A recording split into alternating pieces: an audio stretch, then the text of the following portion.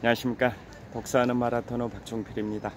자, 이곳 잠실 석촌호수 서호 수변무대에서 롯데월드 타워를 촬영하고 있습니다. 현재 시각 2023년 10월 31일 화요일 아침 6시 26분입니다. 자, 산책로에는 조깅하는 분들, 산책하는 분들, 다양한 분들이 10월의 마지막 밤이 곧 전개되는 오늘 10월 31일 화요일 새벽을 부지런하게 열어가고 있습니다. 자, 제가 자전거를 타고 한강 자전거길 방향으로 이동하면서 계속 촬영하겠습니다. 화이팅!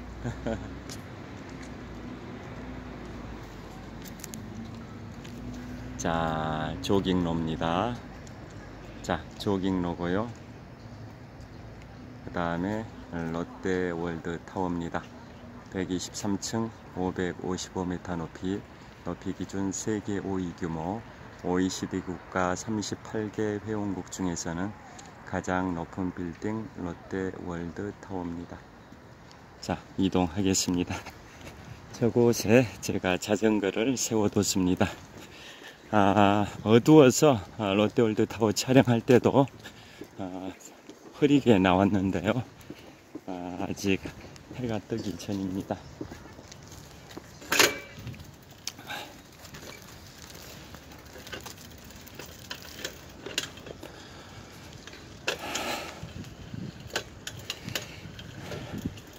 자, 이곳 잠실 석촌호수 서호 수변무대를 출발해서 한강 자전거길 방향으로 이동하면서 촬영하겠습니다. 자, 오늘 제가 10월 31일 화요일 아침인데요. 자전거 출근길에는 미국의 내년 대통령 선거를 앞두고 내년 11월 달에 대통령 선거가 있으니까 이제 딱 1년 남았습니다. 미국의 대통령 선거는 내년 2024년 11월 첫째 월요일이 끼어 있는 주에 화요일에 치릅니다. 그 이유에 관해서는 제가 과거에 미국의 대통령 선거 제도 관련해서 간접 선거 제도, 선거인단 선출할 때 승자 독식 제도인 유닛 룰 시스템, URS 시스템, 그런 것 등에 관하여는 이미 말씀드렸습니다. 여하튼 미국의 대통령 선거는 2024년 첫째 11월 2024년 11월 첫째 월요일이 끼어 있는 주에 화요일에 치릅니다. 자, 그 이유는 이미 설명을 드렸었고요. 그래서 이제 미국의 대통령 선거가 딱 1년 앞으로 다가왔습니다. 자, 잠실벌의 아파트의 숲, 마천루 숲을 통과하고 있습니다. 자, 왼쪽에 보이는 아파트가 잠실 주공 4단지가 재건축된 레이크 팰리스 아파트, 정면에 보이는 아파트가 잠실 주공 3단지가 재건축된 트리지움 아파트, 오른쪽에 있는 아파트가 갤러리아 팰리스 아파트입니다. 자, 이쪽으로 들어가 보겠습니다. 자, 북쪽 방향으로 가고 있는데요. 전방 200m 지점 잠실 주공 5단지 아파트 15층 아파트인데요. 저 아파트도 강남구 대치동에 있는 음마 아파트와 함께 송파구 잠실동의 잠실 주공 5단지 아파트 재건축이 이슈가 되면 자주 언론의 스포트라이트를 받고 있는 아파트가 전방 150m 지점에 있는 잠실 주공 5단지 아파트입니다. 잠실 주공 1단지부터 4단지까지는 각각 재건축이 다 완료돼서 한 15년쯤 전에 이미 입주했는데요. 전방 100m 지점에 있는 잠실 주공 5단지 아파트는 아직 재건축하기 전인데 조만간 재건축이 될 걸로 예상됩니다. 자, 그래서 미국의 현재 대통령 선거를 1년쯤 앞두고 현재 여론조사는 트럼프 전 대통령과 트럼프 전 대통령이죠. 트럼프 전 대통령과 조 바이든 현 대통령 간의 경쟁 구도가 예상되는 가운데 여론조사는 제46대 미국 대통령 조 바이든 현직 대통령과 제45대 대통령 도널드 트럼프 전 대통령 간의 양자 대결에서 트럼프가 조 바이든을 좀 더 앞서는 걸로 나와 있습니다. 그런데 언론에서 계속 두 분 다 고령이다 보니까 고령 논란 이슈가 있습니다. 그래서 미국의 내년 대통령 선거를 앞두고 1년 앞두고 고령 논란에 관하여 좀 말씀드리도록 하겠습니다. 자, 현재 미국의 제46대 대통령 조 바이든 대통령은 1942년 11월 20일생입니다. 그래서 만 나이로는 아직 생일이 안 돼서 현재 80세인데 올해 11월 20일 앞으로 한 달도 안 남았습니다. 11월 20일이 되면 만 나이가 81세입니다. 1942년생이니까 다음 달 20일부터는 만 81세인데요. 트럼프 대통령은 1946년생이니까 현재 만 나이 77세입니다. 자, 트럼프 전 대통령과 동갑내기 분들인 역대 미국 대통령과 역대 한국 대통령이 계시는데요. 바로 1946년 동갑내기 분들을 말씀드리면 제42대 미국 대통령 빌 클린턴, 미국 헌정사상 최연소 주지사 출신이시죠. 아칸소주, 미국 남부의 아칸소주 주지사, 32살의 나이에 아칸소주의 주지사를 처음으로 했고 미국 헌정사상 역대 최연소 주지사입니다. 32살의 나이에 아칸소주의 주지사를 함으로써 미국 역대 최연소 주지사가 됐고 그 아칸소주의 주지사를 5번이나 했습니다. 자, 그리고 그분이 1992년 11월에 미국의 제42대 대통령으로 당선될 때도 미국 헌정사상 역대 3번째로 젊은 나이에 대통령이 된 분이 바로 빌 클린턴 제42대 미국 대통령인데요.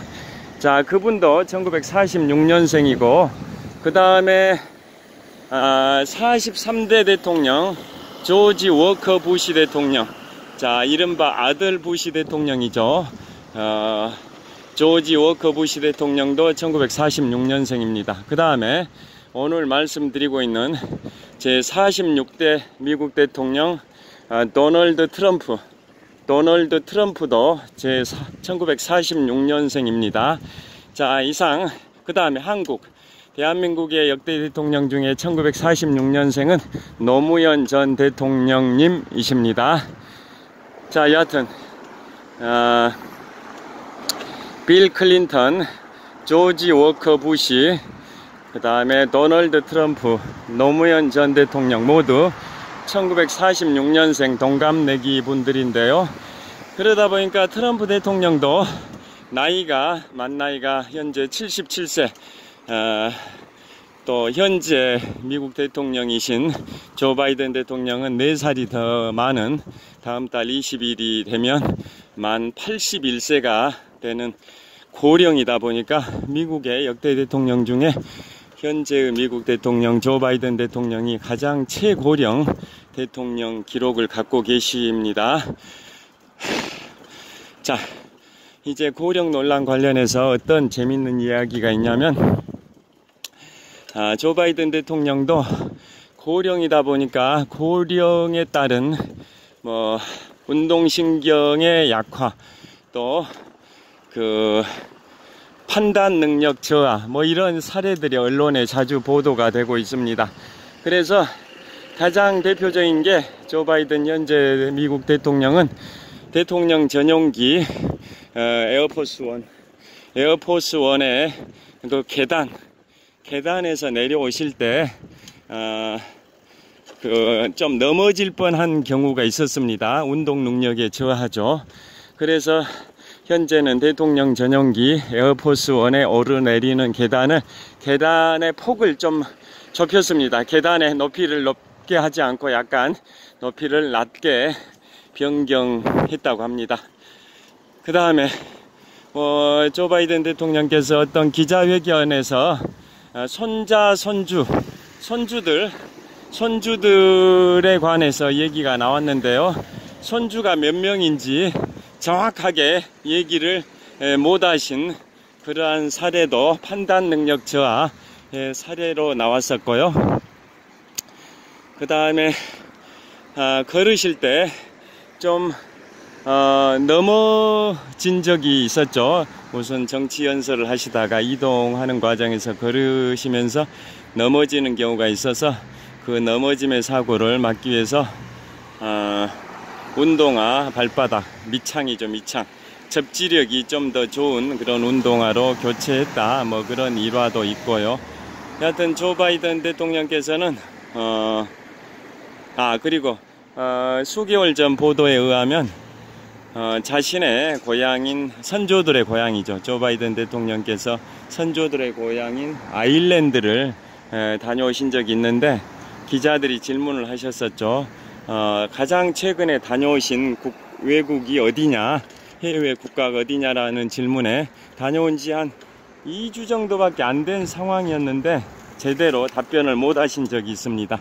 그것도 고령에 따른 기억력 감퇴의 한 증상이 아니냐라는 의심을 받고 있는 그러한 사례로 해외 토픽에 보도가 되기도 했습니다.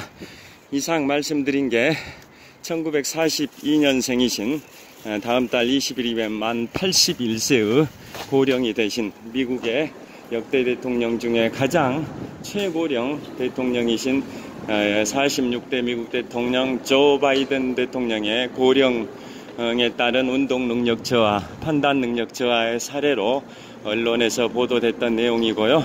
자, 여기 잠실 나들목에서 제 얼굴 한번 비춰보겠습니다. 자, 이곳은 잠실 나들목입니다. 자, 잠실 나들목을 통과해서 힘차게 한강 자전거 길로 진입하겠습니다. 화이팅!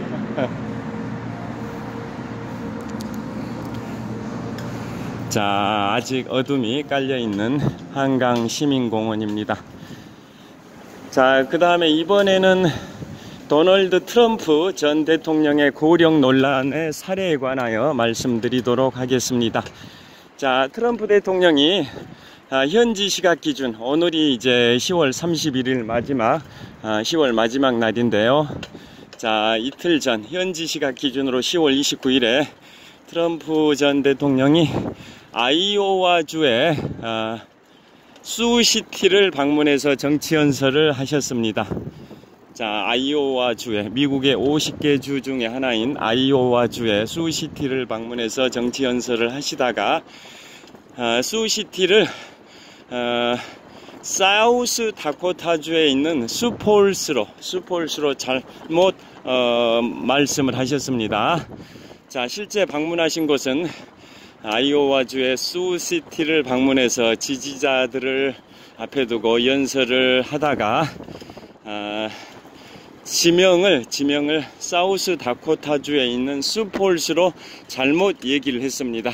그래서 같이 옆에 무대 위에 같이 있던 다른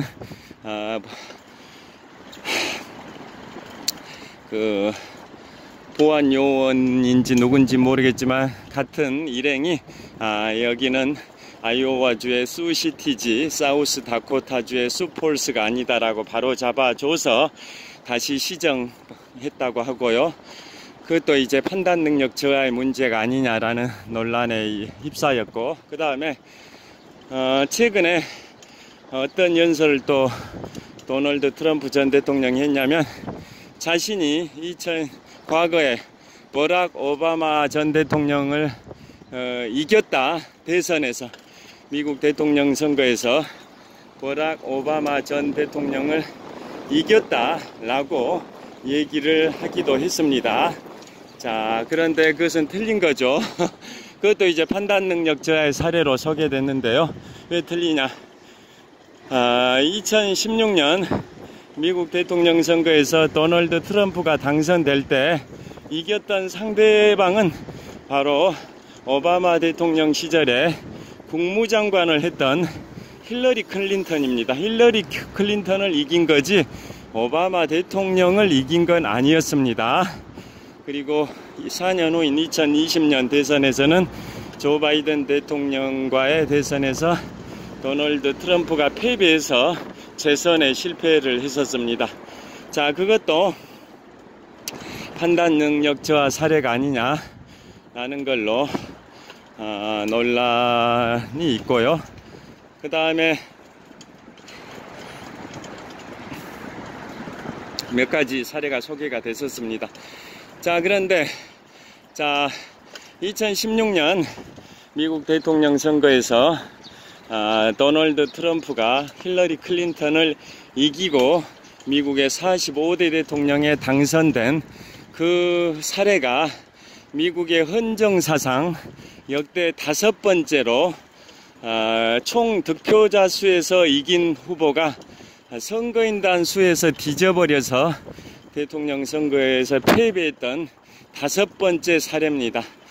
자, 미국의 대통령 선거는 다 잘 아시다시피 간접 선거 방식으로 국민 유권자는 선거인단을 선출하고 그 선출된 선거인단이 모여서 대통령을 선거하는 간접 선거 방식이고, 또 선거인단을 선출할 때도 승자 독식 제도, 이른바 유닛 롤 시스템이라 해서, 예를 들어 미국의 50개 주 중에 캘리포니아주에서 선거인단을 가장 많이 선출하는데요. 거기에서 선거인단들이 출마해서 자신은 트럼프를 지지한다, 자신은 바이든을 지지한다 이렇게 발표를 하면 유권자들은 자기가 트럼프를 지지한다면 트럼프를 지지하는 그 선거인 후보자를 투표를 하고, 자신이 바이든을 지지하면 바이든을 지지하는 선거인 후보를 투표하고, 그래서 선거인단이 선출이 되고 그 선출된 선거인단이 모여서 미국의 대통령을 선거하는 그런 간접 선거 방식인데요. 그 선거인단 선출 과정에서 캘리포니아주를 예로 들고 있는데요. 캘리포니아주 그곳에서 바이든 지지하는 선거인, 트럼프 지지하는 선거인 각각 이렇게 양자 구도로 흘러갈 텐데, 그곳에서 선거인을 선출함에 있어서 한 명이라도 선거인단 수가 상대 후보보다, 잠깐만요, 눈에 벌레가 들어가세요. 한 명이라도 선거인단 수에서 상대보다 더 많은 선거인, 상대보다 좀 더 많은, 한 명이라도 더 많은 선거인단을 확보한 그 후보가 바로 그 캘리포니아주 전체 배정되어 있는 선거인을 다 싹쓸이 해버리는 그러한 구조가 승자 독식제도 유닛 롤 시스템이라는 거 아실 겁니다. 원래는 예를 들어서 그쪽 캘리포니아주가 제가 알기로는 선거인단 수가 55명인가 54명으로 알고 있는데요. 미국의 전체 선거인단 수 535명 중에 가장 많은 약 10% 정도에 해당되는 54명인가 55명인가 길 겁니다. 자, 50개 주 중에 하나일 뿐인데 선거인단 배정 인원은 10분의 1에 해당되는, 10%에 해당되는 54명 또는 55명으로 알고 있는데요. 그 캘리포니아주에서 좀이라도 상대 후보보다 선거인 숫자를 더 많이 확보한 선거인이 바로 그 캘리포니아주에 배정된 선거인 숫자 전부를, 54명 또는 55명 전부를 싹쓸이 해버리는 그러한 제도가 승자 독식제도, 유닛 룰 시스템 제도지 않습니까? 그러다 보니까 유권자들의 표심을 정확하게 비례적으로 반영하지 못한 단점이 있음에도 불구하고 미국의 헌법상 대통령 선거 방식은 간접 선거이고 또 그 선거인 선출할 때 승자 독식 제도는 미국의 헌법상이다 보니까 함부로 바꾸질 못하고 있습니다. 여하튼 2016년 미국 대통령 선거에서 도널드 트럼프가 힐러리 클린턴을 누르고 당선이 될 때 바로 전체 득표수는 힐러리 클린턴이 6,600만 표 정도, 도널드 트럼프는 6,300만 표 정도밖에 안 됐습니다. 득표율은 힐러리 클린턴이 48%, 도널드 트럼프가 46%밖에 안 됐습니다. 그런데 선거인 단수는 힐러리 클린턴이 227명, 도널드 트럼프가 304명이었습니다. 즉 77명 차이가 났습니다. 자, 힐러리 클린턴이 227명의 선거인을 확보했는데 도널드 트럼프는 그보다 77명이 많은 304명을 확보해 가지고 결국은 힐러리 클린턴이 전체 득표수는 도널드 트럼프를 앞섰지만 선거인단 수에서 져버려 가지고 안타깝게도 미국의 대통령 선거에서 2016년 대통령 선거에서 힐러리 클린턴이 낙선하는 고배를 마셨는데요. 그것과 관련해서 바로 최근에 도널드 트럼프 대통령이 말 실수를 한 거죠. 본인이 버락 오바마를 대통령 선거에서 이겼다라고 발언했는데 그런 사실은 전혀 없고 다만 버락 오바마 대통령 시절에 국무장관을 했던 힐러리 클린턴을 이긴 거였을 뿐이죠. 그러니까 조 바이든 대통령이든 도널드 트럼프 전 대통령이든 다 고령이다 보니까 운동 능력 저하, 판단 능력 저하, 뭐 이러한 고령 논란이 계속되고 있습니다. 자, 세계 최강 국가 미국의 이제 지도자 대통령 선거가 이제 1년 정도밖에 안 남았는데요. 어떤 분이 당선될지 귀추가 주목되고 있고, 이런 상황이다 보니까 공화당의 당내 경선이 이제 내년 봄에 있을 텐데요. 거기에 도널드 트럼프 전 대통령에게 강력한 경쟁 상대가 될 인물이 현재 플로리다주의 주지사 디센티스입니다. 디센티스 플로리다주 주지사. 이분이 최근에 뉴햄프셔주, 미국의 대통령 선거를 할 때 당내 후보를, 민주당이든 공화당이든 후보를 확정할 때 그 전국 순회 경선을 하는데요. 우리나라도 비슷하죠. 당내 경선, 민주당이나 공화당의 대통령 후보를 선출하는 걸 당내 경선이라고 하는데요. 당내 경선의 스타트 지점이 바로 뉴햄프셔죠. 뉴햄프셔. 제가 2달 전 8월 25일부터 9월 3일까지 7박 10일의 일정으로 미국 동부와 캐나다를 4식구 가족 여행을 패키지 여행으로 다녀왔는데요. 그때 미국에서 4박, 캐나다에서 3박을 할 때, 캐나다에서 3박을 하고 미국으로 다시 들어올 때 바로 캐나다의 퀘벡주에서 미국의 버몬트주로 들어오면서 입국 심사를 받았는데요.